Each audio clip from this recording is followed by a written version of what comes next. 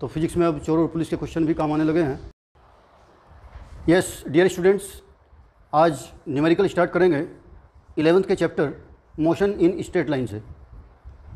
Relative velocity पे based भी numericals होंगे, वेलोसिटी पे बेस्ड होंगे, और पहले थोड़े आसान से क्वेश्चन लेंगे और उसके बाद फिर ठीक से क्वेश्चन भी अटेम्प्ट करेंगे। तो पहला क्वेश्चन लेते हैं, बहुत इजी सा, एक क्लॉक पे बेस्ड है कि कोई क्लॉक जिसकी एक नीडल 5 सेंटीमीटर लेंथ की है, जो मिनट वाली नीडल है, वो 6 से लेके 6:15 तक जो टाइम मेजर करती है, उस दौरान उसकी एवरेज वेलोसिटी निकालिए। Find average velocity of minute clock, वो minute hand of a clock of length 5 centimeter between 6 p.m. to 6:15 p.m. Average velocity पूछा है, एवरेज स्पीड नहीं, ये ध्यान देंगे। तो एवरेज वेलोसिटी हम कैसे निकालते हैं? Average velocity equal to total displacement upon total time interval. तो यहाँ पे टोटल डिस्प्लेसमेंट देख लेते हैं एक बार कितना हुआ होगा। 6 से लेके 6:15 तक डिस्प्लेसमेंट होता है shortest distance between initial and final positions. Initial position है 6 PM पे और फाइनल पोजीशन हो गई है 6:15 PM पे। इनके बीच की शॉर्टेस्ट डिस्टेंस ये हुई। तो ये लेंथ अगर 5 सेंटीमीटर है तो सेंटर से ये डिस्टेंस भी 5 सेंटीमीटर होनी चाहिए, और ये एंगल 6:15 पे जाके हमारा हो जाता है 90 डिग्री। तो पाइथागोरस थ्योरम से अगर निकालें तो ये हमारी लेंथ आ जाती है 5√2 सेंटीमीटर, जो हमारा डिस्प्लेसमेंट बनता है। और 6 PM से 6:15 PM तक टाइम का इंटरवल हमारा आ गया है कितना? 15 मिनट्स। तो यहाँ से हमें दोनों बातें पता चल गई, बिकॉज टोटल डिस्प्लेसमेंट हमारा हो जाता है √5² + 5², पाइथागोरस थ्योरम लगाई, 5√2 सेंटीमीटर। और टाइम इंटरवल हमारा कितना आ गया? टाइम इंटरवल हमारा आ गया 15 मिनट्स। 6:15 - 6 = 15 मिनट्स। हम इसको सेकंड में कन्वर्ट कर लेते हैं, 15 × 60 सेकेंड्स। तो देयरफॉर एवरेज वेलोसिटी अब आराम से निकल जाएगी। एवरेज वेलोसिटी हमारा डिस्प्लेसमेंट आ चुका है 5√2 सेंटीमीटर, और सेकंड हमारे आ चुके हैं 15 × 60। तो ये आ जाएगी हमारी सेंटीमीटर पर सेकंड। इसको आप कैलकुलेट कर सकते हैं। 5 से 3 को काट दीजिए, √2 की वैल्यू रख दीजिए 1.414, नीचे 180 हो जाएगा, और इसको और कैलकुलेशन करने पे ये आ जाता है 7.86 × 10⁻³ सेंटीमीटर पर सेकंड। तो बहुत ही इजी क्वेश्चन था। गलती क्या हो जाती है एग्जाम में कि यहाँ से यहाँ तक कि हम जो कर्व्ड पाथ है, ये डिस्टेंस मेजर कर लेते हैं कि भाई पूरी जो डिस्टेंस होती है वो सर्कमफेरेंस होती है, उसका 1/4 करके वो डिस्प्लेसमेंट करने में गलती हो जाती है। लेकिन वो डिस्प्लेसमेंट नहीं, वो डिस्टेंस है। इसीलिए यहाँ पे एवरेज स्पीड नहीं, एवरेज वेलोसिटी पूछी गई है। एवरेज स्पीड पूछी गई होती तो फिर हम ये कर्व्ड पाथ की लेंथ लेते, यानी टोटल सर्कमफेरेंस का 1/4 लेते। तो यहाँ पे ये सावधानी रखने की ज़रूरत थी। चलिए सेकंड क्वेश्चन ले लेते हैं।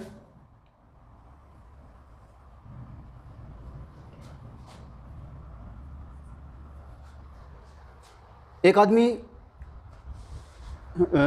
आदमी नदी में मूव कर रहा है, नाव में बैठा हुआ है। अगर वो नदी के साथ साथ मूव करता है तो उसकी वेलोसिटी आती है 15 मीटर पर सेकंड, और अगर वो नाव को नदी के अगेंस्ट रो कराता है, चलाता है, तो उसकी वेलोसिटी आती है केवल 5 मीटर पर सेकंड। तो दोनों की अलग अलग अपनी इंडिविजुअल वेलोसिटी क्या है, यानी बोट की, यानी या कह दिए नाविक की, या और फिर नदी की अलग से। यानी when a man rows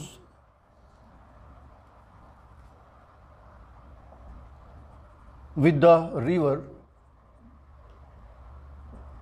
then its velocity is found to be 15 meter per second, and against the river its velocity becomes 5 metre पर second, find velocity of man in still water and also velocity of river. तो मान लेते हैं बहुत relative velocity पे basic question है, simple है बिल्कुल, कि let velocity of man equal to V M, M for man लगा देता हूँ, वी के साथ वेलोसिटी के साथ सिंबल, एंड मान लेते हैं velocity of river V R कह देते हैं। जब आदमी रिवर के साथ साथ रॉ करेगा इसी डायरेक्शन में, तो आदमी की वेलोसिटी और रिवर भी उसे अपने साथ बहा के ले जाने की कोशिश करेगी, तो दोनों ऐड हो जाएंगे। देखिए वैसे तो जब हम एक ही डायरेक्शन में चलने वाली दो बॉडी की रिलेटिव वेलोसिटी निकालते थे, वी भी दो पर्सन है एक ही डायरेक्शन में चल रहे हैं, एक की वेलोसिटी वी ए और दूसरे की वी बी थी, लेकिन दोनों ग्राउंड पे चल रहे थे, विद रिस्पेक्ट टू ग्राउंड दोनों की वेलोसिटी थी। यहाँ नाव जिस ग्राउंड पे है वो ग्राउंड ही खुद चल रही है, इसलिए यहाँ रिवर के रेस्पेक्ट में इसकी वेलोसिटी हम माइनस नहीं करेंगे, भले ही दोनों एक डायरेक्शन में जा रही हैं। अपनी ओरिजिनल वेलोसिटी से आदमी की नाव चल रही है और उसी में रिवर की वेलोसिटी भी ऐड होकर उसी डायरेक्शन में सपोर्ट कर रही है। तो यहाँ पे वो कॉन्सेप्ट थोड़ा सा ध्यान रखेंगे। तो because in the direction of river resultant velocity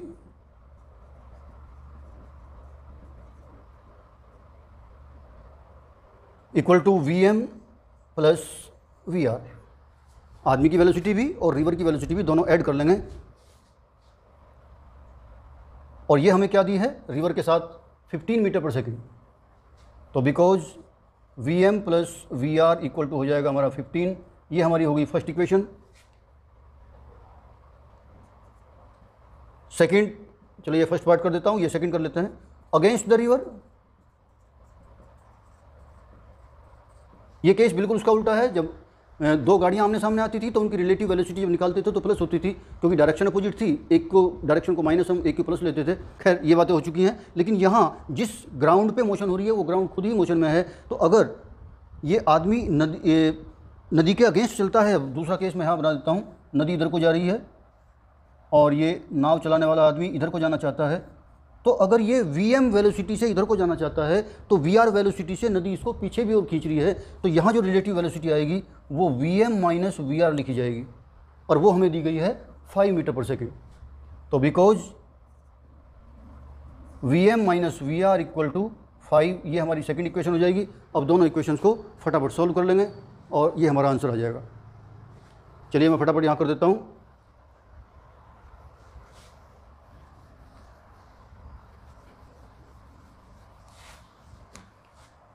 तो from equations 1 and 2 V M plus V R 15 कर चुके हैं, V M minus V R 5 आ चुका है हमारा। तो दोनों को एक बार ऐड कर देते हैं, 2 वी एम इक्वल टू 20 आ जाना चाहिए।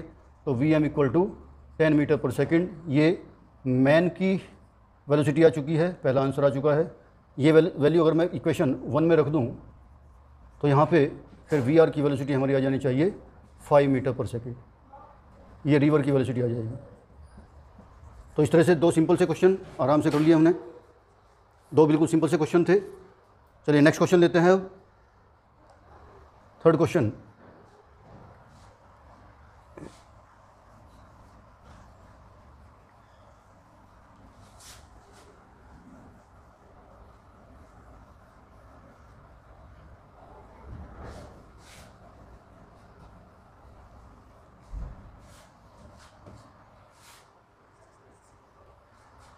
थर्ड क्वेश्चन है कि a driver travels 3 equal parts of a distance in straight line. Straight line से हमें फ़ायदा ये रहता है कि डिस्टेंस और डिस्प्लेसमेंट बराबर हो जाते हैं, वेलोसिटी और स्पीड दोनों के मैग्नीट्यूड बराबर हो जाते हैं।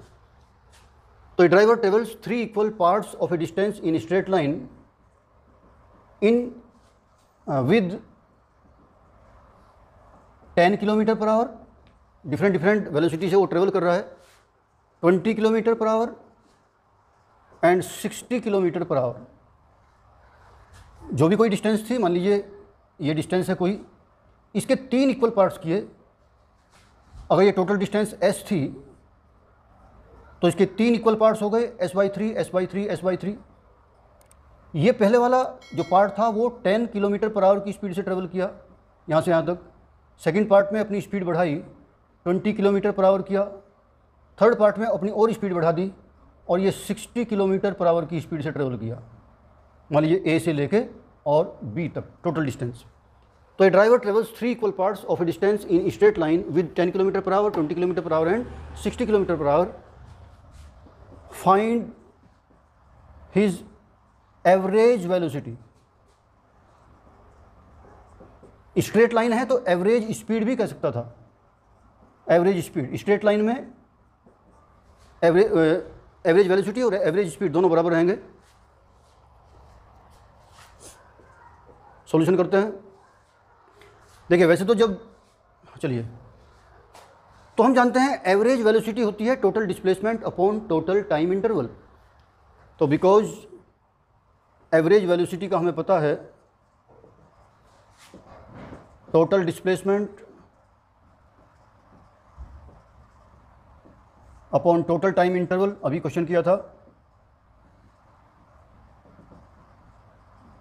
तो टोटल डिस्प्लेसमेंट तो हम निकाल सकते हैं s/3 s/3 s/3 total displacement है हमारा s, लेकिन टोटल टाइम नहीं दिया है। तो टाइम तो हम निकाल सकते हैं, जितना डिस्प्लेसमेंट है हमारा, जितनी उस डिस्प्लेसमेंट के दौरान उसकी वेलोसिटी रही उसे डिवाइड कर दो डिस्प्लेसमेंट को उस स्पीड से या वेलोसिटी से। तो वेलोसिटी से डिवाइड करेंगे तो यहाँ का टाइम आ जाएगा। इस डिस्प्लेसमेंट को इस वेलोसिटी से डिवाइड करूँगा तो यहाँ का टाइम आ जाएगा, मान लीजिए t2 है वो, और इस डिस्प्लेसमेंट को इस वेलोसिटी से डिवाइड करता हूँ तो यहाँ का टाइम आ जाना चाहिए। तो तीनों के टाइम निकाल लीजिए, टोटल डिस्प्लेसमेंट की जगह इन तीनों का टोटल और टोटल टाइम इंटरवल की जगह इन तीनों टाइम का टोटल कर देंगे और एवरेज वेलोसिटी आ जाएगी।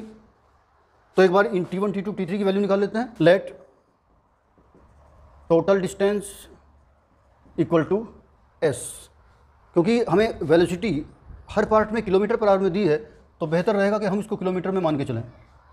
यूनिट उसी लेवल की होनी चाहिए, यूनिट वही होनी चाहिए। तो late total distance is s kilometre. तो इसके 3 इक्वल पार्ट्स में हर एक पार्ट हो जाएगा s/3। Therefore each equal part या ईच पार्ट इक्वल टू हो गया s/3 किलोमीटर। तो therefore time taken in first part t1 नाम देते हैं, डिस्प्लेसमेंट रहा s/3 और वेलोसिटी रही वहाँ पे 10 किलोमीटर पर आवर। चलो उसकी यूनिट लिखने की जरूरत नहीं है। इस तरह से इसको ऐसे ही रहने देते हैं। अभी आगे जब फॉर्मूला में वैल्यू रखेंगे तो ये थोड़ा इजी पड़ेगा। Similarly time taken in second part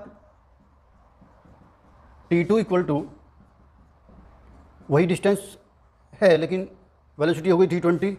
similarly time taken in third part ये t3 हो जाएगा हमारा वही s/3 अपॉन 60, क्योंकि ये किलोमीटर थे ये आवर थे तो ये आवर आ जाना चाहिए, एच कर देते हैं।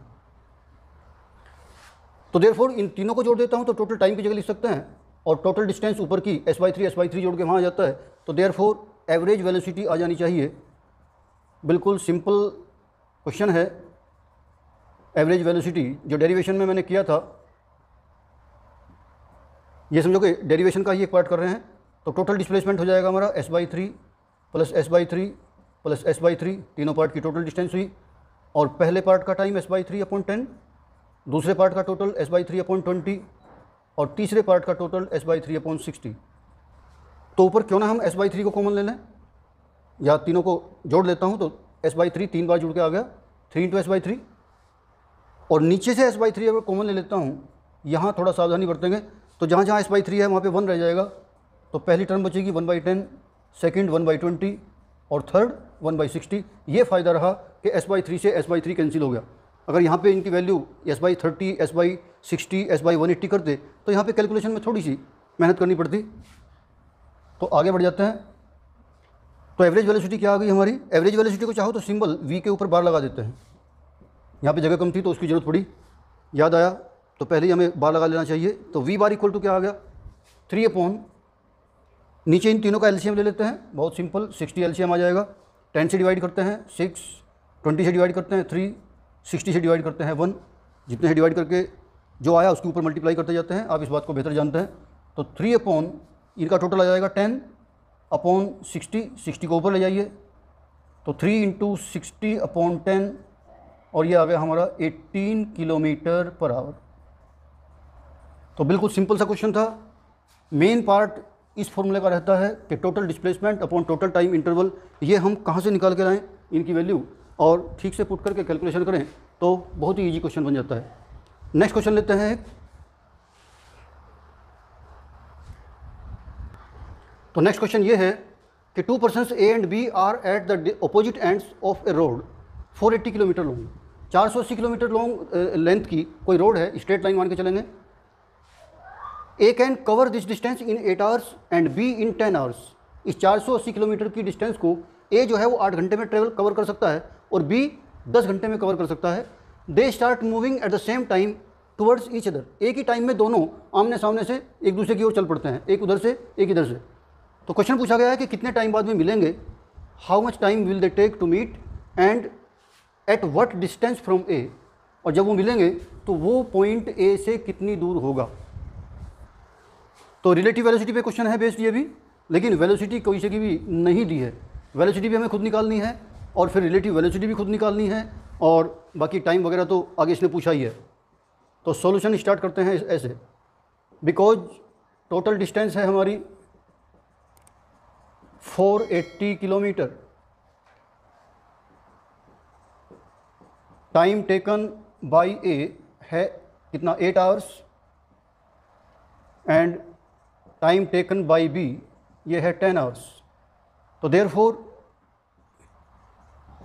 Velocity of A, straight line motion है, ये स्ट्रेट रोड मान के चलिए, straight road, straight line motion हमारा चैप्टर है स्ट्रेट लाइन मोशन।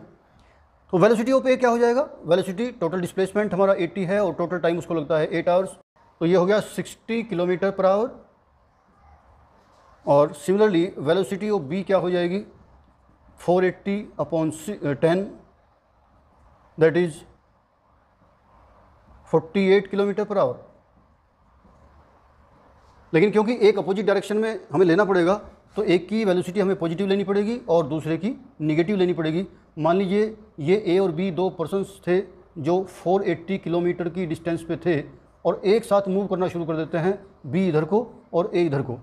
ए की जो वेलोसिटी आई है उसे हम वी ए मान लेते हैं और बी की जो वेलोसिटी आई है उसको वी बी मान लेते हैं। अगर मैं ए की डायरेक्शन जो मूव करने की उसको पॉजिटिव लेता हूँ तो बी की डायरेक्शन मुझे निगेटिव लेनी पड़ेगी। तो वी ए जिस स्पीड से चलता है उसको मैं पॉजिटिव ले रहा हूँ और ये है 60 किलोमीटर पर आवर, और वी बी जिस स्पीड से चला है उसकी वैल्यू हमें लेनी पड़ेगी माइनस, क्योंकि अपोजिट डायरेक्शन है, तो ये हो जाएगी माइनस की 48 किलोमीटर पर आवर। तो जब अपोजिट डायरेक्शन में मूव करेंगे तो फिर रिलेटिव वेलोसिटी तो हम निकाल ही लेंगे। तो यहाँ पे भी अगर मैं माइनस लगा दूँ तो कोई दिक्कत नहीं होनी चाहिए, क्योंकि अपोजिट डायरेक्शन की बात हो रही है, इसलिए हमने पहले ही माइनस ले लिया। तो therefore relative velocity of A with respect to B, तो जब ए की वेलोसिटी निकालनी है और विद रेस्पेक्ट टू बी निकालनी है तो वी ए में से वी बी घटाएंगे। वी ए की वैल्यू हमारी आ चुकी है कितनी, 60 kilometre per hour. V B की वेलोसिटी हमारी पहले ही 48 है लेकिन माइनस की है, और एक माइनस हमारा फॉर्मूले के हिसाब से आना चाहिए, तो ये हो जाना चाहिए हमारा 108 किलोमीटर पर आवर। ए की वेलोसिटी इसलिए निकाली है क्योंकि लास्ट में पूछा है कि डिस्टेंस बताइए ए से कितनी है, एट व्हाट डिस्टेंस फ्रॉम ए, इसलिए ए की वेलोसिटी निकालने से थोड़ा क्वेश्चन छोटा हो जाएगा, नहीं तो फिर कुछ और स्टेप लेने पड़ते। तो अब जो दोनों की रिलेटिव वेलोसिटी है, यानी 480 किलोमीटर ट्रेवल करने में जो स्पीड दोनों की आती है मिलके, रिजल्टेंट वेलोसिटी जिसको मैं रिलेटिव वेलोसिटी कह रहा हूँ, वो आती है 108 किलोमीटर पर आवर। तो वेलोसिटी है ये और ट्रैवल करनी है 480 किलोमीटर, कुछ ये इधर से करेगा कुछ वो उधर से करेगा, तो दोनों एक दूसरे की तरफ 108 की स्पीड से आ रहे हैं, तो टाइम निकाल लेंगे यहाँ पे। तो therefore total time taken to meet दोनों की रिजल्टेंट वेलोसिटी निकाल चुके हैं, दोनों की टोटल डिस्टेंस हमें पता है, तो दोनों मिलने में जो टाइम लेंगे वो टाइम में 480 किलोमीटर कंप्लीट हो चुका होगा, कुछ इधर से कुछ इधर से। तो टोटल डिस्टेंस चलनी थी 480 और टोटल वेलोसिटी लेके चले थे दोनों एक दूसरे की, दोनों 108। तो इसको डिवाइड कर लेते हैं,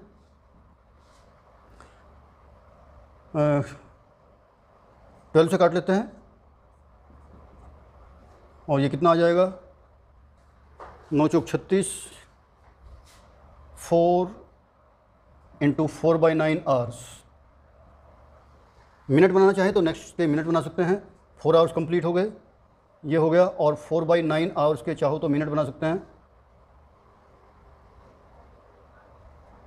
कितना हो जाएगा, यानी 4 आवर्स एंड 80/3 मिनट्स।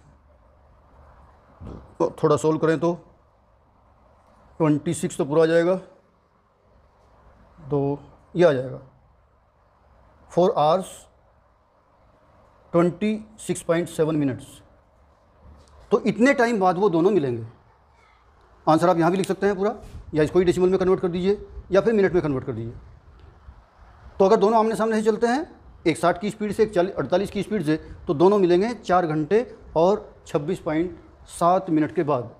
अब इतने टाइम में ए से कितनी डिस्टेंस कवर हो चुकी होगी, तो वो डिस्टेंस निकाल लेते हैं। अब यहाँ पे ये वेलोसिटी काम नहीं आने वाली है, क्योंकि जहाँ ए मिला है तो ए अपनी स्पीड से गया है उधर को, तो ए की स्पीड से इस टाइम को मल्टीप्लाई कर देंगे। Distance equal to speed into time पढ़ा होगा, या displacement equal to velocity into time. तो यहाँ पे लिख लेंगे, सेकंड पार्ट ये है, ये हमारा फर्स्ट पार्ट हुआ। तो डिस्टेंस या डिस्प्लेसमेंट स्ट्रेट लाइन है तो दोनों बराबर होंगे, फ्रॉम ए इक्वल टू जो ए की वेलोसिटी होगी उसको हम इस टाइम से मल्टीप्लाई करेंगे, और इस मल्टीप्लाई को मैं 40/9 आवर्स ही लिख देता हूँ, इसमें फ़ायदा रहेगा, 40/9 आवर्स। ये आंसर लिखने में थोड़ी और दिक्कत रहेगी, तो डायरेक्ट बाद में कैलकुलेट कर लेंगे। तो ए की वेलोसिटी थी हमारी 60 और 40/9 आवर्स टाइम लगा, तो इसको सॉल्व कर लेते हैं, 3 से काट लेते हैं, तो यह आ जाता है हमारा 800/3। डिवाइड कर लेते हैं, 3 × 18, 3 × 18, 3 × 18, 2, तो यही आता जाएगा 266.7 किलोमीटर। दूसरा आंसर हमारा ये आ जाता है। तो बस थोड़ा सा पॉइंट सोचने का ये था कि टोटल डिस्टेंस दी थी लेकिन वेलोसिटी नहीं दी थी, वेलोसिटी हमने निकाल ली, फिर आमने सामने आ रहे हैं तो रिलेटिव वेलोसिटी में प्लस माइनस का भी कॉन्सेप्ट आया, और कुल मिला के रिलेटिव वेलोसिटी पे बेस्ड क्वेश्चन था। तो चलिए नेक्स्ट क्वेश्चन ले लेते हैं। तो ये है नेक्स्ट क्वेश्चन, बहुत ही ईजी क्वेश्चन है, इंस्टेंटेनियस वेलोसिटी पे बेस्ड है। इंस्टेंटेनियस वेलोसिटी या इंस्टेंटेनियस एक्सीलरेशन, मैंने बताया था कि इंस्टेंटेनियस वेलोसिटी होती है average velocity for very small time interval, ds/dt लिखवाया था। यहाँ पे डिस्प्लेसमेंट s की बजाय x दिया हुआ है। उसी तरह से एक्सीलरेशन होता है rate of change of velocity, बहुत छोटे टाइम इंटरवल के लिए total change in velocity upon total time interval निकाल लें तो एवरेज एक्सीलरेशन, और उसी तरह से इंस्टेंटेनियस वेलोसिटी के लिए total change in displacement upon total time interval, लेकिन बहुत छोटे टाइम इंटरवल के लिए। तो यहाँ पे यही वाला कॉन्सेप्ट लिया गया है।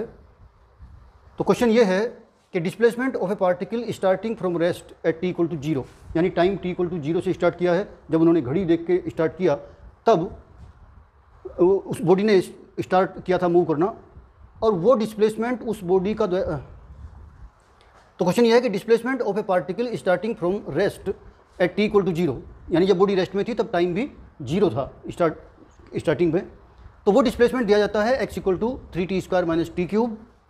Calculate time eight which the acceleration of particle becomes 0, वो टाइम बताइए जितने पे इसका एक्सीलरेशन 0 हो जाए। जब एक्सीलरेशन 0 हो जाता है तो वेलोसिटी हो जाती है कांस्टेंट। ये चलिए थ्योरी में आ चुका है। तो फिलहाल यहाँ पे सॉल्यूशन इस तरह से स्टार्ट करेंगे, बिकॉज हमें दिया है displacement x = 3t² - t³। t time है यहाँ पे और x डिस्प्लेसमेंट। एक्सीलरेशन तक हमें पहुँचना है तो पहले हम वेलोसिटी निकालते हैं। देयरफॉर वेलोसिटी होती है rate of change of displacement. किसी भी इंस्टेंट पे वेलोसिटी बहुत थोड़े टाइम इंटरवल के लिए जो एवरेज वेलोसिटी होती थी उसको हम इंस्टेंट वेलोसिटी बोलते थे। तो यहाँ पहले वही इंस्टेंट वेलोसिटी निकालते हैं। एक्स की वैल्यू हमें दी हुई है, तो डी बाई डी टी को बाहर रखते हुए इस तरह से हम टी एक्स की वैल्यू लिख लेते हैं।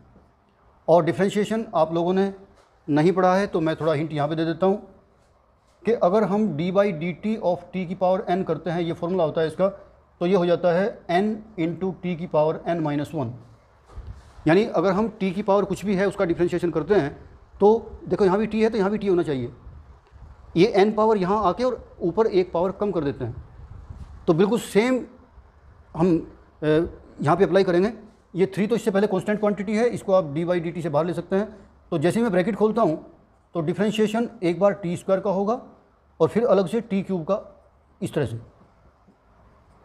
और अब उसी फॉर्मूले के अकॉर्डिंग अगर हम अप्लाई करते हैं तो टी स्क्वायर का क्या हो जाना चाहिए। अगर मैं यहाँ पे टी स्क्वायर रखता हूँ डी बाई डी टी का, तो यानी मैंने n की जगह 2 रख दिया, तो इस तरह से 2 को यहाँ लाइए और t की पावर में तो 2 माइनस 1 कर दीजिए, तो बचा हमारा 2t।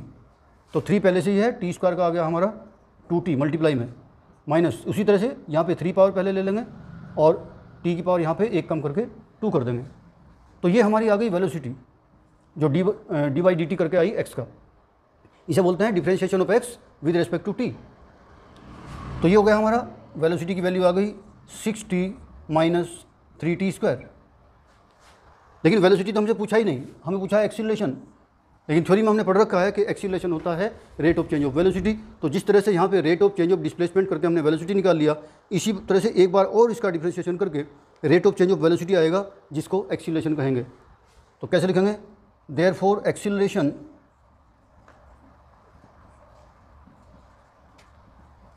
ए इक्वल टू होता है rate of change of velocity.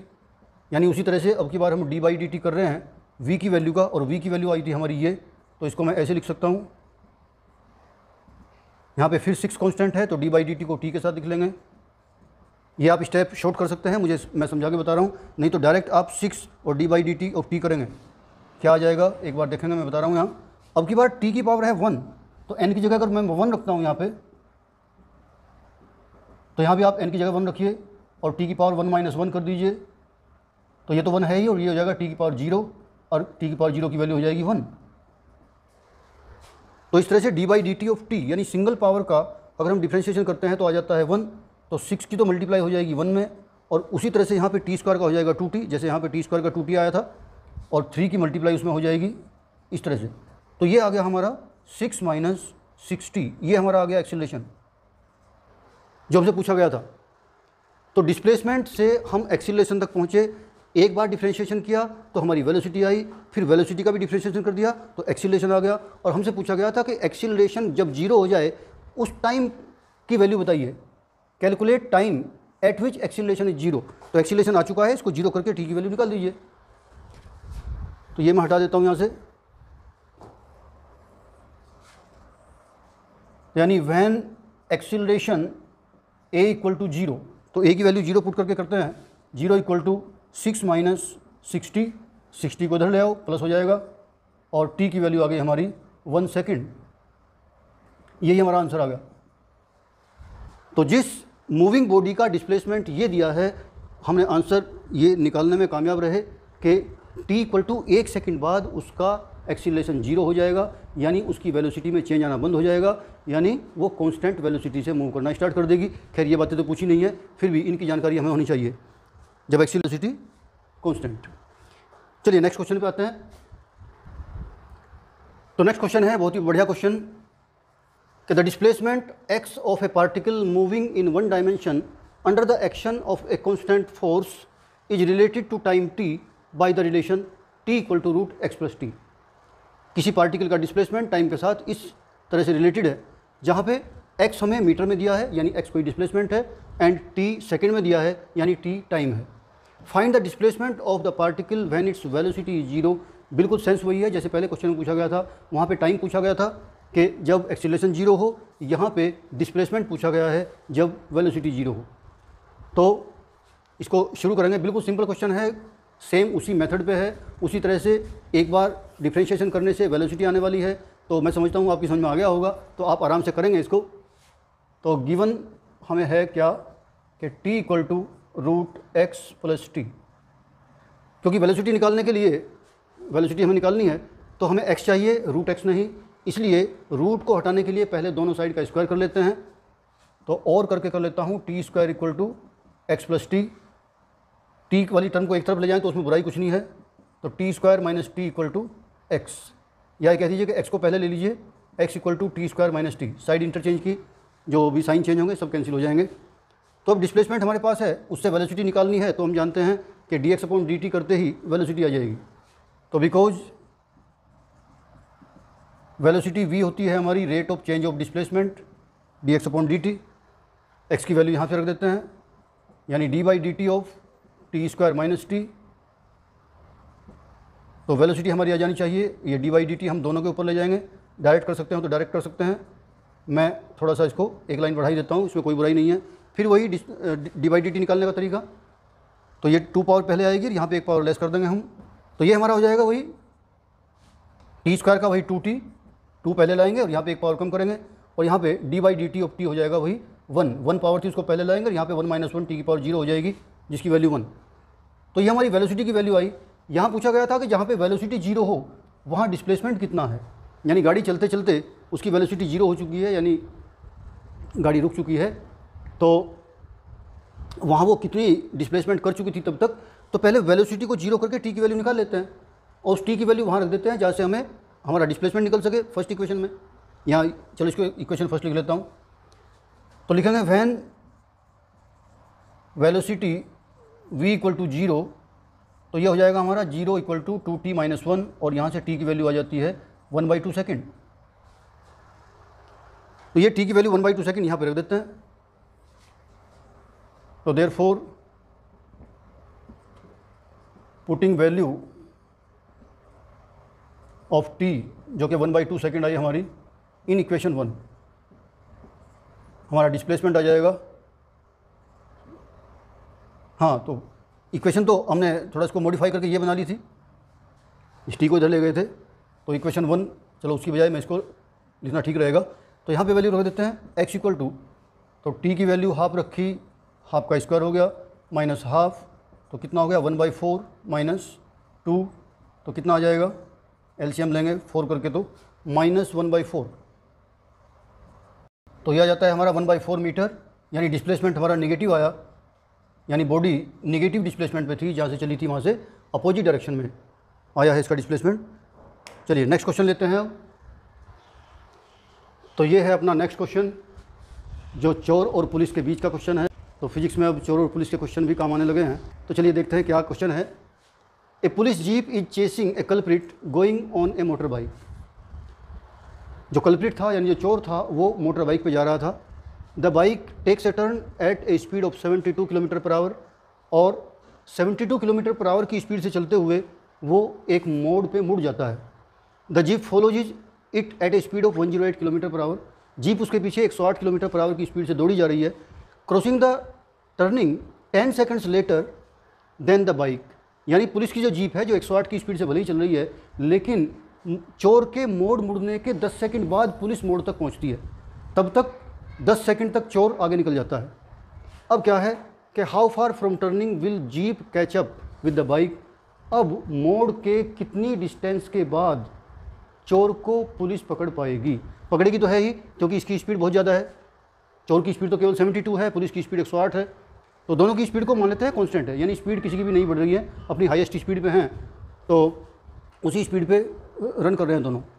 तो खैर बड़ा इंटरेस्टिंग क्वेश्चन है। तो भाई मान लेते हैं यहाँ वो मोड़ है, ये बाइक पे चोर भागा जा रहा है और यहाँ से पुलिस की जीप आ रही है, यहाँ पे बाइक जा रही है। जैसे ही ये टर्न ले लेता है, जीप को यहाँ तक पहुँचने में 10 सेकंड लग जाते हैं। जब तक जीप यहाँ पहुँचती है 10 सेकंड लग चुके होते हैं, और बाइक लेके चोर 10 सेकंड का फ़ायदा उठा के काफ़ी आगे निकल जाता है। लेकिन अब पूछा है कि मोड़ से कितना दूर जाके जीप बाइक को पकड़ लेगी। यहाँ जाके मान लीजिए पकड़ लेगी, तो ये डिस्टेंस हमें निकालनी है। कमाल है फिजिक्स का भी भाई। चलिए, तो वैसे फिजिक्स का यूज करके ही जीप बनी है, फिजिक्स का यूज करके ही बाइक बनी है, और दोनों अपना अपना फ़ायदा उठा रहे हैं। हम तो सॉल्व कर रहे हैं क्वेश्चन। चलिए कर लेते हैं फिर। तो सॉल्यूशन इस तरह से करने की कोशिश करेंगे कि speed of jeep 108 kilometre per our, straight line motion है तो चाहे स्पीड कह लीजिए चाहे वेलोसिटी कह लीजिए, लेकिन क्योंकि यहाँ पे डायरेक्शन चेंज हुई है इसलिए इसको वेलोसिटी कहना ठीक समझा, लेकिन टर्निंग के बाद दोनों स्ट्रेट लाइन में ही चलते माने गए हैं, इसलिए वेलोसिटी कह लीजिए या स्पीड कह लीजिए। तो स्पीड ऑफ जीप है 108 kilometre per hour and speed of culprit कहेंगे, यहाँ पे थीप तो नाम नहीं दिया, वो है 72 किलोमीटर पर आवर, किलोमीटर पर सेकंड कह रहा हूँ, बहुत हाई स्पीड हो जाएगी। तो जब चोर के पीछे पुलिस भाग रही है तो पुलिस की रिलेटिव वेलोसिटी हमें निकालने की ज़रूरत है। तो relative velocity of jeep with respect to bike या विद रिस्पेक्ट टू कल्प्रिट, तो देयरफॉर रिलेटिव, यहाँ पे स्पीड कहेंगे, रिलेटिव स्पीड ऑफ पुलिस या जीप कह देता हूँ विद रिस्पेक्ट टू बाइक क्या आ जाती है भाई, 108 माइनस 72, 36 किलोमीटर पर आवर।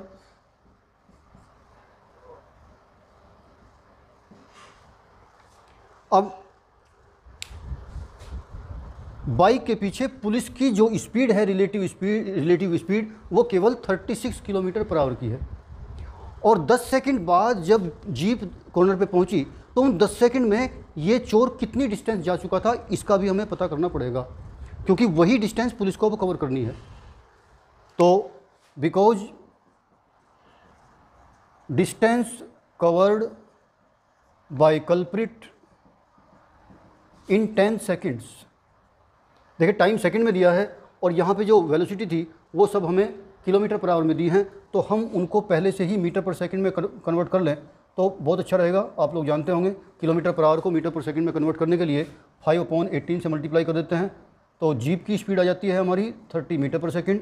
उसी तरह से कल्प्रिट की जो स्पीड है उसको मीटर पर सेकंड में कन्वर्ट करें तो ये आ जाती है हमारी 20 मीटर पर सेकंड, और जो उनकी रिलेटिव वेलोसिटी आई या रिलेटिव स्पीड कहें तो वो भी 5/18 से मल्टीप्लाई करें तो आ गई 10 मीटर पर सेकंड।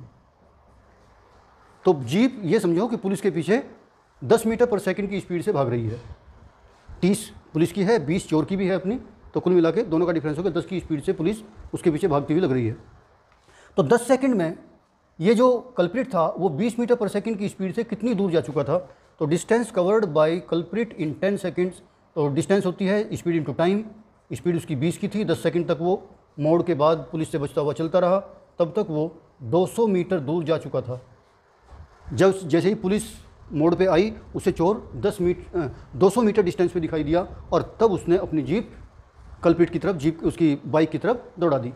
अब ये 200 मीटर ये कवर करना है पुलिस को, और कितनी स्पीड से, केवल 10 मीटर पर सेकंड की स्पीड से। अब टाइम नहीं पूछा है, ये पूछा है कि कितनी डिस्टेंस पे, मोड़ से कितनी डिस्टेंस पे पुलिस उसको पकड़ लेगी। ऐसा तो नहीं है कि 200 मीटर पे पकड़ लेगी, अभी तो पुलिस मोड़ पे आई है और वो 200 मीटर दूर है, अब वो भी भागेगा और पुलिस भी भागेगी, तो मोड़ से डिस्टेंस तो बढ़ती जाएगी, तो वो डिस्टेंस कितनी है वो पूछा है।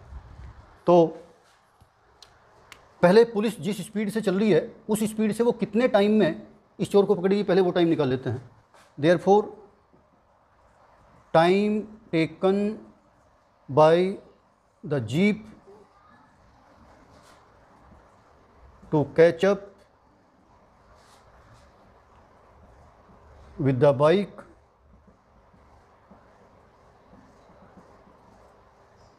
टाइम आ जाता है हमारा 200 मीटर की डिस्टेंस है और 10 मीटर पर सेकंड की स्पीड है, तो 20 सेकंड की स्पीड, 20 सेकंड का टाइम लगता है चोर को पकड़ने में।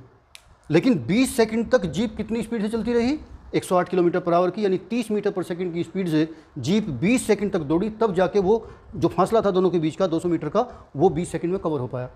तो 30 मीटर पर सेकंड की स्पीड से जीप ने 20 सेकंड में कितनी डिस्टेंस कवर की होगी, यही हमारा आंसर होगा। Therefore distance from turning to the catch up point of culprit, turning से लेके और जहाँ तक चोर पकड़ा गया वहाँ तक टोटल डिस्टेंस कितनी हो गई थी, यही पूछा है। How far from the turning will the jeep catch up with the bike.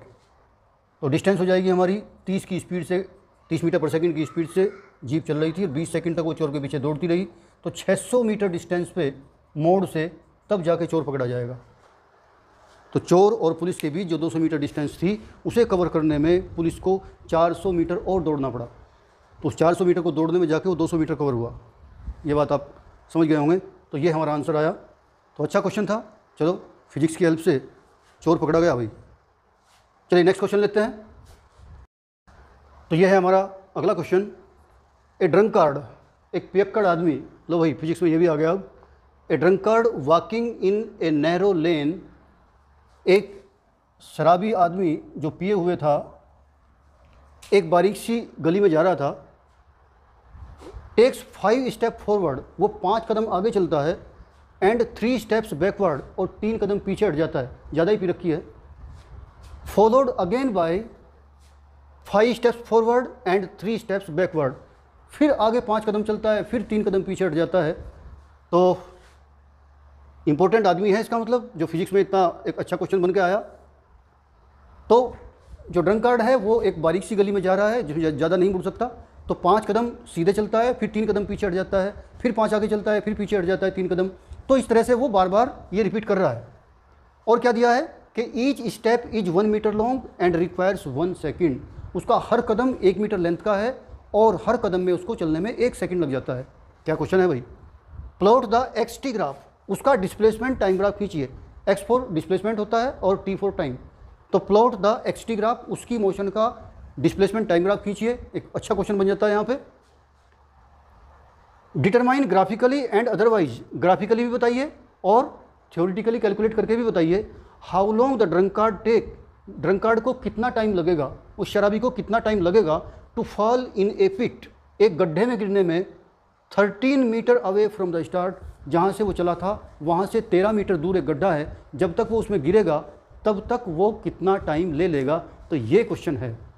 यानी क्वेश्चन इस तरह से है भाई कि ग्राफ खींचेंगे। पहले मैं समझाने की कोशिश करता हूँ। पहले तो जनरली देखिए कि मान लीजिए शराबी यहाँ से चलता है और यहाँ तक जाता है और ये डिस्टेंस 13 मीटर लेंथ की है।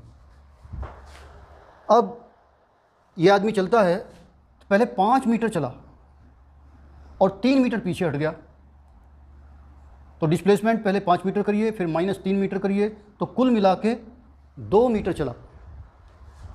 उसका एक स्टेप 1 मीटर का था, यानी 5 स्टेप में 5 मीटर चला होगा, 3 स्टेप में 3 मीटर वापसी आ गया होगा।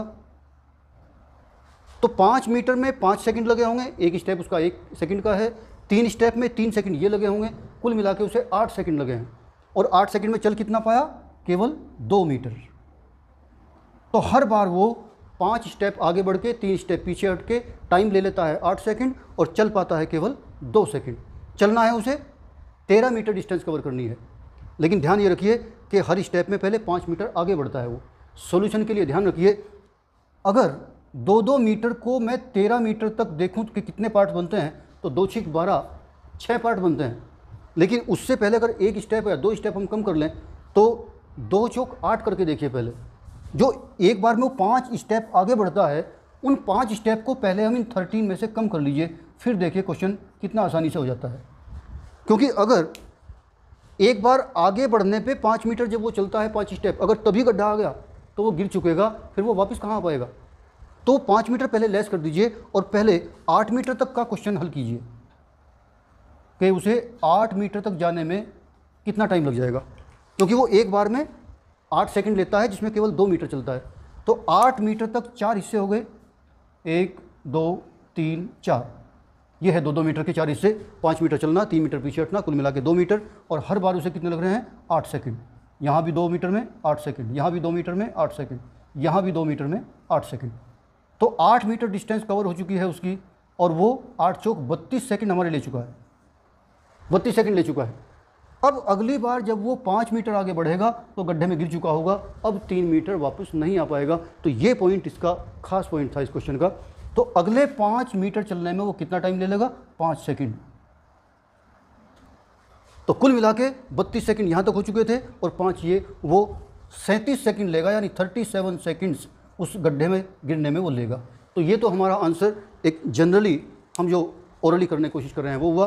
अब इसको ग्राफिकली समझते हैं और फिर इसको न्यूमेरिकली करते हैं। पहले ग्राफिकली कर लेते हैं। ग्राफिकल सॉल्यूशन, तो ये ग्राफ खींच लेते हैं अपना डिस्प्लेसमेंट टाइम ग्राफ में। हम डिस्प्लेसमेंट यहाँ लेते हैं एक्स वाई एक्सिस पे, एक्स जिसको सिंबल दिया है मीटर में लिया, और टाइम को इधर ले लेते हैं जिसको हमने सेकंड में लिया। तो टाइम को हम लेते हैं 4 सेकंड में, क्योंकि जगह उतनी है, 37 तक हमें करना है। 4, 8, 12, 16, 20, 24, 28, 32, 36 और ये 40। ठीक है, ये ले लेते हैं। चलो 2, 4, 6, 8, 10, 12, 14, 16। अब देखिए, पहले 5 स्टेप आगे बढ़ता है जिसमें 5 सेकंड लगेंगे और 5 मीटर तक वो कंप्लीट कर लेगा पहले 5 सेकंड में। 4 सेकंड यहाँ हो गए, उसके बाद थोड़ा सा आगे बढ़ के मान लीजिए 5 यहाँ पे हो जाएंगे। इसके आगे के में 4, 5, 6, 5, 6, 7, ये एक सेकंड के निशान लगा देता हूँ, आइडिया हो जाएगा। तो 5 सेकंड की सीध में और इधर 5 मीटर पे ये निशान में लगाया, तो पहला मूवमेंट हुआ उसका ये, पहले 5 सेकंड में 5 मीटर। फिर 3 स्टेप पीछे हटता है, तो 1, 2, 3 मीटर पीछे हटा। हाँ, 1, 2, 3 मीटर पीछे हट के 2 मीटर पे आया, और 2 मीटर तक उसके 8 सेकंड पूरे हो गए। तो यहाँ पे 8 की सीध में निशान लगा के ग्राफ आया इस तरह से। फिर अगले 5 स्टेप में 5 सेकंड लगने वाले हैं, तो 8 में 5 सेकंड जोड़ेंगे तो 13 आ जाएगा। तो 12, 13, 14, 15, 16 ऐसे कर लेते हैं। तो 13 सेकंड ये होंगे, और यहाँ से 2 मीटर के डिस्प्लेसमेंट से 5 मीटर आगे बढ़ाइए, 7 मीटर पे जाएगा।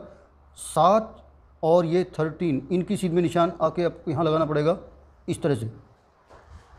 इस टाइम वो 2 मीटर पे है, 2 मीटर से आगे फिर 5 मीटर आगे बढ़ा तो 7 मीटर पे पहुँचा, और 8 सेकंड पे है तो 5 सेकंड लगेंगे इसको 5 स्टेप चलने में। तो 8 सेकंड से आगे 13 सेकंड पे पहुँचेंगे, तो इनकी सीध में निशान इधर 13 सेकंड, इधर 7 मीटर, और निशान आ गया ये ग्राफ ये। अब फिर वो 3 सेकंड लेके 3 स्टेप पीछे हटेगा, तो 13 में से 3 लेस कर, ये 7 में से 3 मीटर लेस करके हम आ जाएंगे 4 मीटर पे। ये डिस्टेंस हमारी 4 मीटर की सीध में निशान लगाएंगे, और आगे 13 में 3 सेकंड और ऐड हो जाएंगे तो 16 पे आ जाएगा। यानी इधर 4 मीटर और इधर 16 सेकंड, इनकी सीध में आप निशान लगाएंगे, ग्राफ इस तरह से आ जाएगा। इसी तरह से ग्राफ को आगे बढ़ाते जाएंगे। फिर 16 सेकंड से फिर आगे 5 सेकंड बढ़ेंगे, तो 21, 22, 20, 24, ये 21, और डिस्प्लेसमेंट हमारा इस टाइम 4 मीटर पे, 4 मीटर से 5 मीटर आगे बढ़ेगा तो 9 मीटर पे जाएगा। यानी यहाँ तो 9 मीटर होंगे और 21 सेकंड होंगे, तो इनकी सीध में निशान हम ले लेंगे यहाँ। ये 5 मीटर आगे बढ़ा, फिर 3 मीटर पीछे हटेगा, तो 21 और 3 24 तो सेकंड हो जाएंगे, और 9 मीटर से 3 मीटर पीछे हट के 6 मीटर पे आ जाएगा। तो ये 6 मीटर और ये 24 सेकंड, ग्राफ इस तरह से। तो इस तरह से ग्राफ आगे बढ़ता रहेगा। तो ग्राफ तो मुझे पूरा ही करना पड़ेगा। ये आगे बढ़ते हैं, 24 से लेके फिर 5 सेकंड आगे बढ़ेगा,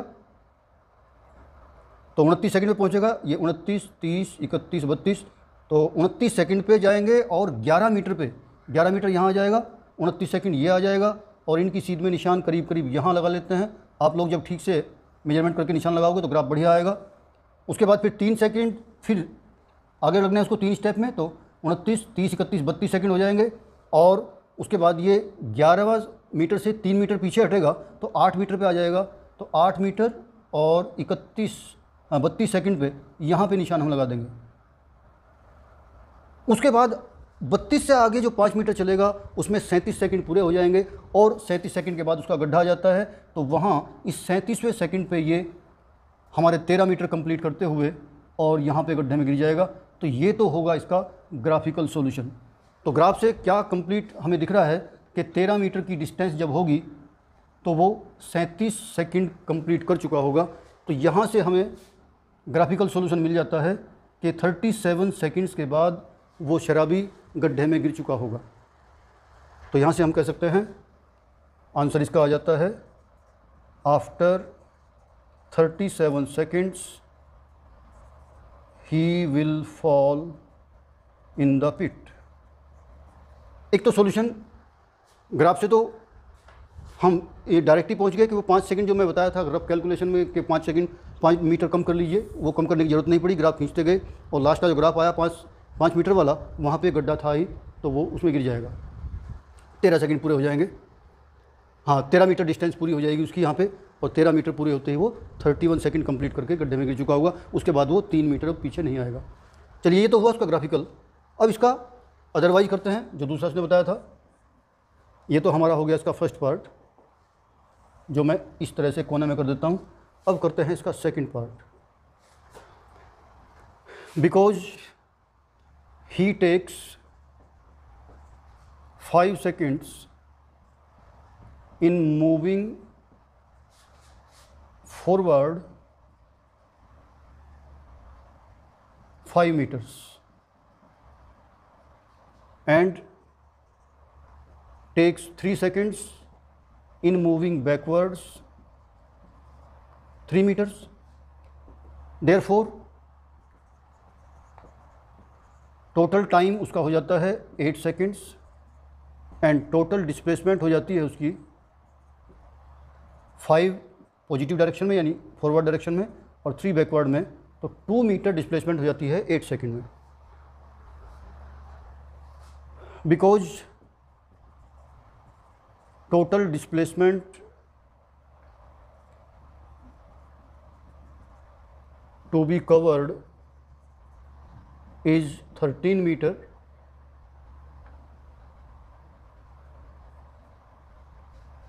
therefore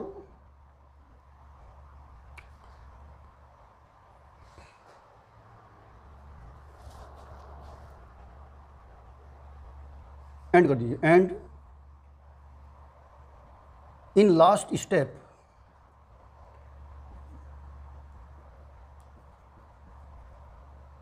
when he will fall in the pit,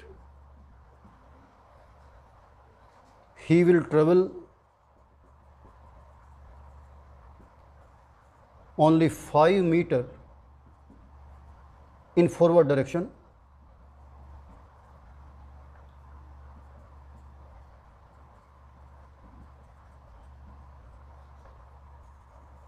and will not move backwards. Therefore the remaining distance will be 13 metre में से वो 5 मीटर लेस करके 8 मीटर उसको बचा दीजिए। 8 मीटर जो डिस्टेंस है उसमें वो 5 आगे 3 पीछे, 5 आगे 3 पीछे, इस तरह से 2-2 मीटर करके आगे बढ़ेगा। तो देयरफॉर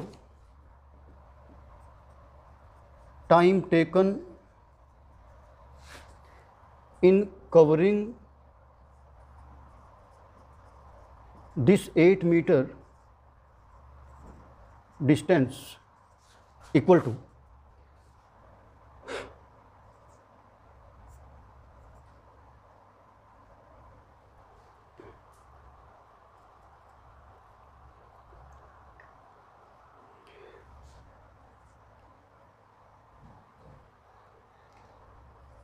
आठ मीटर चलना है उसको, 2-2 मीटर चल रहा है और हर एक में 8 सेकंड वो ले रहा है, तो कुल मिला के वो 32 सेकंड ले चुकेगा।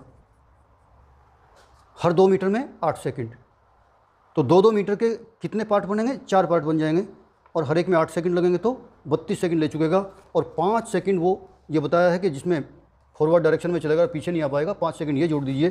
तो देयरफॉर नेट टाइम टेकन ये हो जाएगा हमारा 32 second plus 5 that is 37 seconds. तो ये हमारा आंसर आ जाता है ये। तो थोड़ा सा ये लिखना पड़ेगा और इसको आप और शॉर्ट करके लिख सकते हैं तो चल जाएगा। तो चलिए नेक्स्ट क्वेश्चन ले लेते हैं। तो ये है अपना next question. 2 trains A and B of length 400 metre each. 2 train हैं ए और बी जिनमें से दोनों की लेंथ अलग अलग 400 मीटर है। Are moving on 2 parallel tracks, दोनों बराबर बराबर रेलवे लाइन पे चल रही हैं। With a uniform speed of 72 kilometre per hour, दोनों की स्पीड 72 किलोमीटर पर आवर है। In the same direction, with A ahead of B, A B से आगे चल रही है। ये ए ट्रेन है जिसकी लेंथ 400 मीटर है, ये इसके पीछे बी ट्रेन आ रही है जिसकी लेंथ भी 400 मीटर है। इस टाइम दोनों की स्पीड 400 किलोमीटर पर आवर है, दोनों एक ही डायरेक्शन में 72 किलोमीटर पर आवर। दोनों की स्पीड 72 किलोमीटर पर आवर है, दोनों एक ही डायरेक्शन में इसी स्पीड से मूव कर रही हैं। तो अगर इसी स्पीड से मूव करती रही तो इनके बीच की डिस्टेंस तो चेंज होने का मतलब ही नहीं, दोनों की सेम स्पीड है। अब पूछा गया है, क्वेश्चन में बताया गया है क्या कि now the acceleration of B is increased by 1 metre per second square. जो बी है जो पीछे चल रही है, अब उसका acceleration 1 metre per second square से बढ़ा दिया जाता है, यानी उसकी स्पीड तेज कर दी जाती है हर सेकंड 1 मीटर पर सेकंड से। If after 50 seconds the guard of B just brushes past the driver of A, यदि 50 सेकंड के बाद इस ट्रेन का गार्ड जो पीछे होता है इस ट्रेन के ड्राइवर को जो आगे होता है उसको पास कर देता है, guard of B just brushes past the driver of A, यानी जब ये ट्रेन इस ट्रेन को पार कर चुकी होगी तो 400 मीटर डिस्टेंस इसकी और 400 मीटर अपनी, कुल मिला के 800 मीटर डिस्टेंस तो पार करने में ही चलनी पड़ेगी इसको। अगले वाली ट्रेन को ओवरटेक करने के लिए एक ट्रेन को दूसरी ट्रेन की लेंथ पार करनी पड़ेगी और अपनी भी, तो 400 इसकी 400 अपनी, 800 मीटर तो ये हो गई। बाकी जो इनके बीच में थी पहली डिस्टेंस, अगर वो x थी जो पूछी गई है क्वेश्चन में, वो हमें निकालनी है।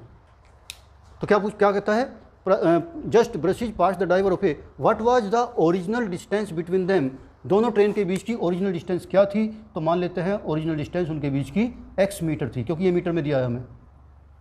तो क्वेश्चन समझ में आ गया होगा। ट्रेन को, बी ट्रेन को ए को पार करने में अपने दोनों के बीच की डिस्टेंस ये प्लस 800 मीटर ट्रेवल करने पड़े और इसमें उसे लगा है 50 सेकंड। तो ये पॉइंट समझने का था। बाकी तो रिलेटिव वेलोसिटी आप लोग समझ ही गए होंगे। अब तो फटाफट करते हैं। तो बिकॉज वेलोसिटी या स्ट्रेट लाइन में है तो स्पीड कहा है, शायद स्पीड का देते हैं, speed of each train equal to 72 kilometre per hour. लेकिन हमें बाकी जो डिस्टेंस है वो मीटर में दी हुई है, तो बेहतर रहेगा हम इसको मीटर पर सेकंड में चेंज कर लें। तो 72 × 5/18, तो 20 मीटर पर सेकंड की स्पीड है दोनों ट्रेन्स की। लेट ओरिजिनल सेपरेशन, जो इसने वर्ड यूज किया है original distance, let original distance between the trains equal to x metre and total length of both trains, दोनों ट्रेन की टोटल लेंथ 400 उसकी है 400 उसकी है, तो कुल मिला के 800 मीटर ये ट्रेन की लेंथ हो गई। तो अगर एक ट्रेन पीछे वाली दूसरी आगे वाली को क्रॉस करती है तो टोटल मिला के उसको क्रॉस करने के लिए x + 800 मीटर ट्रेवल करना पड़ेगा। तो therefore net distance covered in overtaking, covered by कर लीजिए, covered by train B in overtaking train A equal to हो जाएगा x + 800 मीटर। ये हमारी हो गई डिस्टेंस। लेकिन एक्सीलरेशन वाला क्वेश्चन तो चलिए 10th क्लास में आप लोगों ने पढ़ लिया होगा, वहाँ का रेफरेंस देना पड़ेगा। चलिए x = 800, वो x + 800 मीटर ये ओवरटेक करने में टोटल डिस्टेंस ये ट्रेवल करनी पड़ेगी, जिसमें टाइम हमें दिया है 50 सेकंड्स लगे हैं। टाइम टेकन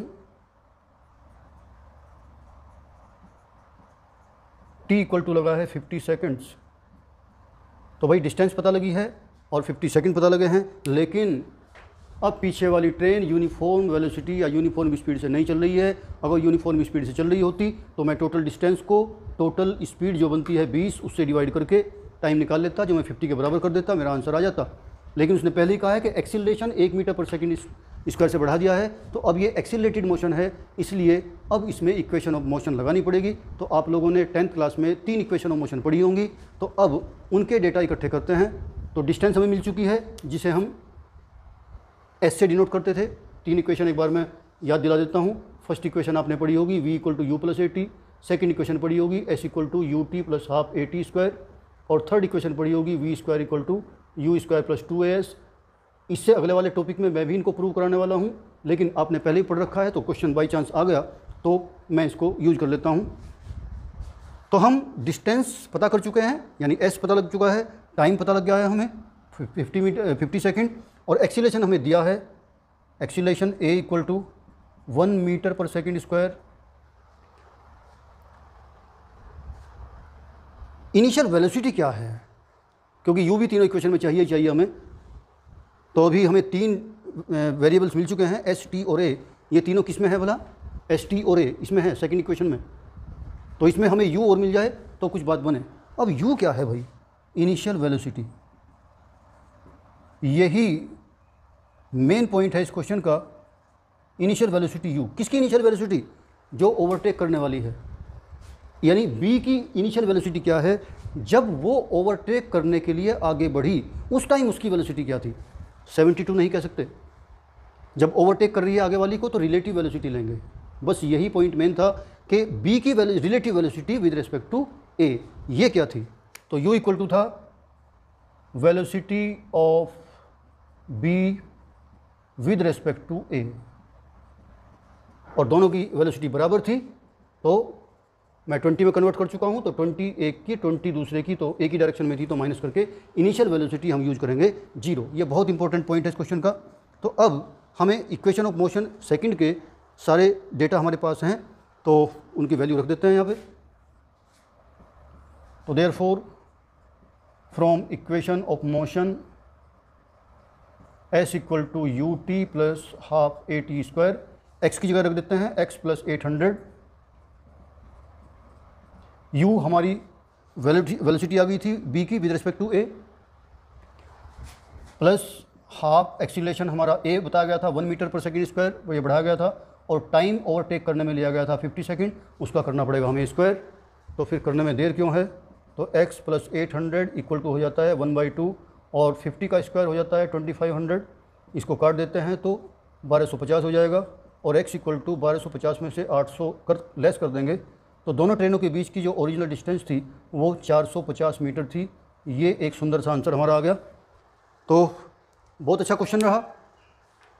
पहला पॉइंट कि दोनों ट्रेनों को, या पिछली ट्रेन को आगे वाली को ओवरटेक करने में टोटल डिस्टेंस जो उनके बीच की थी वो, प्लस दोनों ट्रेनों की डिस्टेंस वो भी ओवरटेक करने में जुड़ेगी। दूसरी बात, जब ये ओवरटेक करने के लिए 1 मीटर पर सेकेंड स्क्वायर का अपना एक्सीलरेशन बढ़ा के चली, तो उस टाइम इसकी इनिशियल वेलोसिटी ओवरटेक करने के लिए थी रिलेटिव वेलोसिटी, जो कि हमने 0 लेके चली, और बाकी तो आप फटाफट कर ही लेंगे। तो चलिए आज के लिए इतना ही करते हैं, आप लोग और ट्राई करिए।